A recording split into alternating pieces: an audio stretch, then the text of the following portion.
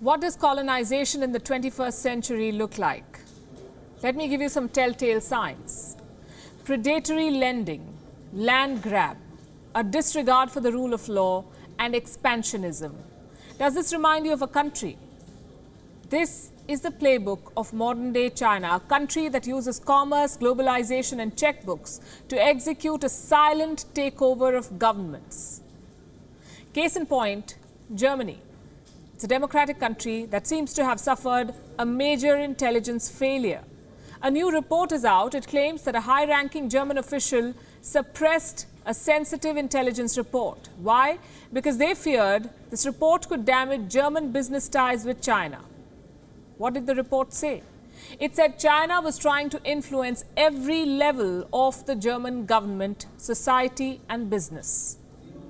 The report criticized the intimate ties between German businesses and the Chinese government. But before the information could be made public, a high-ranking official intervened. This report was supposed to be distributed widely within the German government, but that did not happen. It only reached a handful: German Chancellor Angela Merkel and a few others. The German government has not issued a response to these disclosures. They say the government does not comment on the findings of intelligence services. But this report has left the Merkel government red-faced. It is not the first time that Germany has come under scrutiny for its relationship with China. Let's show you a report from last month. It's a summary of views from European Union trade officials, senior diplomats and experts, and they all believe that Germany does not want to upset the relationship because it could lose access to one of the largest export markets in the world. And this is a weakness that leaves not just Germany but the entire European Union vulnerable. The EU itself has been embarrassed twice because of China this year alone. Its foreign policy branch faced humiliation for concessions to Beijing. First, it softened a report on Chinese disinformation during the pandemic, and then Beijing censored an op-ed that said China is the original hotspot of the Wuhan virus outbreak. A top diplomat of the European Union allowed China's state mouthpiece to delete this line, the one that you see on your screen. It was deleted. So why is Europe putting up with all of this? China is being a bully and Europe a mute sufferer. In the month of February, China threatened to harm Czech companies if a lawmaker went ahead with a planned visit to Taiwan. Reports say the Chinese embassy in Prague crafted a letter for the president's office. It suggested that European companies like Volkswagen, Skoda, or Lender Home Credit Group would quote-unquote suffer if the lawmaker visited Taiwan. Allow me to quote from this letter.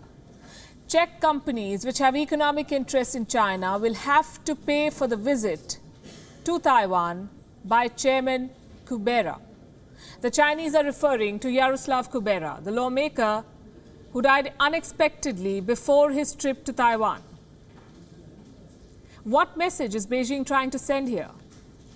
Especially to countries that do business with China. The Communist Party is weaponizing trade. It says it will, or it is trying to project that it will punish partners, use economic retaliation if it does not have its way.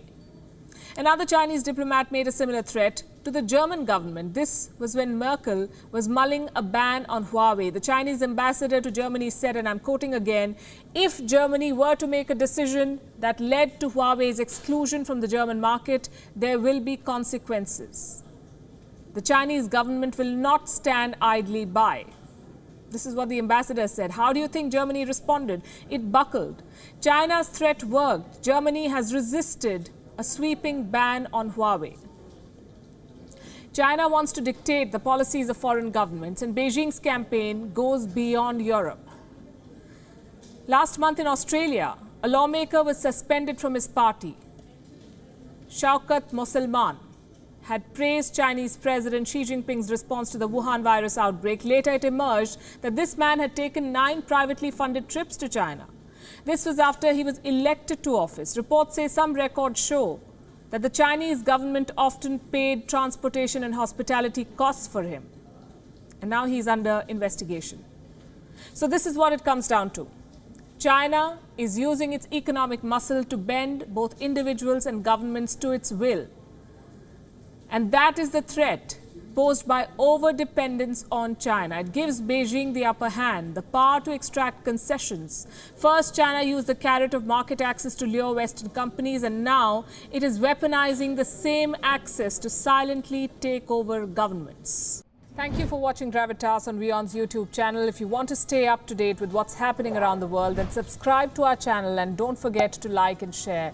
Thank you very much for watching WION. World is One.